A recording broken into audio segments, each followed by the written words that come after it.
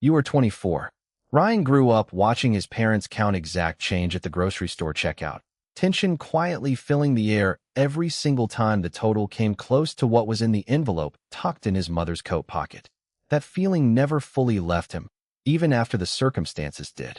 Now, with his first steady paycheck and a stable job, he still checks his bank balance 3 or 4 times a day, refreshing the app out of habit even when there's nothing specific to worry about anymore. You are 26.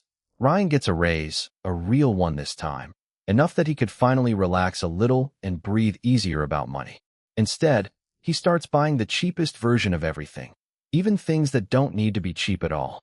Generic paper towels, the oldest banana at the store because it's marked down a dime, the smallest portion at restaurants just to save $4 he won't even notice missing. His coworker Emma notices the pattern and asks gently if he's going through a rough patch financially. He isn't, not even close. He just doesn't know how to spend money without a familiar knot forming in his stomach. You are 28. Ryan's account crosses $40,000, more money than anyone in his family had ever managed to save at his age, more than his parents ever had at once in their entire lives. He still feels broke most days, not because the number is small by any reasonable measure, but because the feeling that shaped him as a kid never bothered to check the account balance before showing up uninvited. It just shows up on its own schedule, regardless of the actual facts sitting right there in front of him. You are 30. A friend invites Ryan to invest in a small side opportunity, low risk on paper, decent upside if it works out. Ryan says no almost immediately, before even hearing the full details of what's being offered. Scarcity doesn't calculate risk properly, not really. It just sees any money leaving his hands as danger, full stop, even when staying entirely in cash is quietly costing him more over time through inflation alone, a slower and less visible kind of loss. You are 31. Emma, who grew up in a household that never talked about money one way or another, doesn't share Ryan's instinct at all. She takes the same opportunity her friend offered Ryan, invests a modest amount without much internal debate, and thinks nothing more of it afterward. It isn't bravery on her part. She simply never learned to associate spending or investing with danger the way Ryan quietly did, somewhere back in childhood. You are 32. Ryan reads something one night, half scrolling before bed, that stops him mid-sentence. Scarcity mindset isn't really about how much money a person currently has.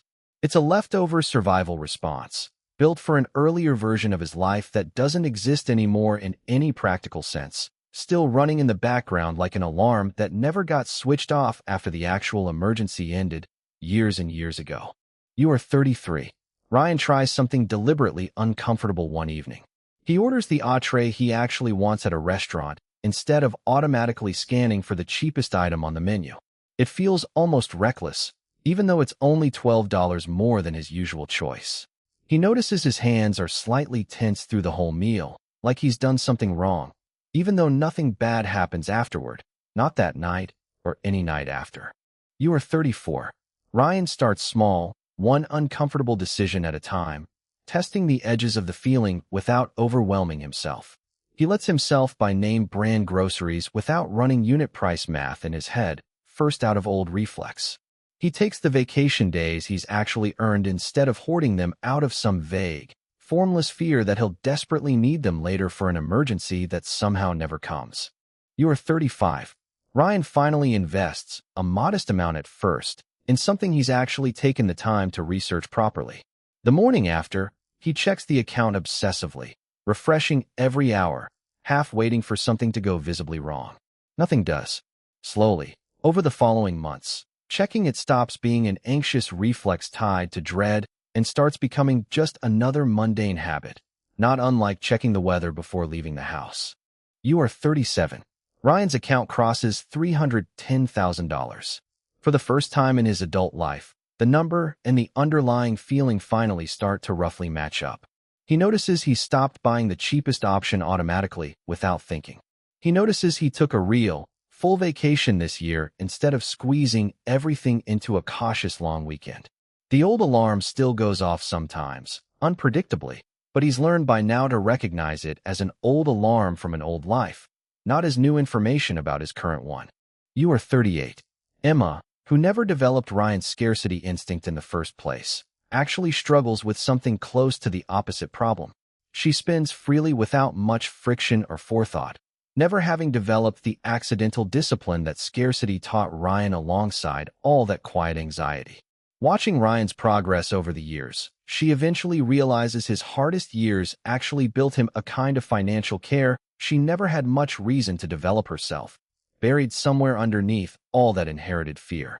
You are 40. Ryan sits down with a younger cousin who's just started their first real job, watching him carefully count his change at a coffee shop the exact same way Ryan's own parents used to decades earlier. Ryan doesn't lecture him or launch into a speech. He just says quietly, "The fear you're feeling right now made sense once. It doesn't mean it's still telling you the truth." Here's the part almost nobody says out loud about scarcity mindset. It isn't really about money at all, not directly, not underneath the surface. It's about a nervous system that learned, early and hard, that resources were unreliable and simply never got the memo when circumstances actually changed for the better. A person can have plenty sitting in the bank and still feel like they're one bad month away from disaster, because the feeling itself was never calibrated to an actual bank balance in the first place. It was calibrated to survival, a long time ago, under very different conditions. The people who eventually manage to escape it don't do it by earning some magic number that finally makes them feel permanently safe. There isn't a number like that, no matter how high it climbs.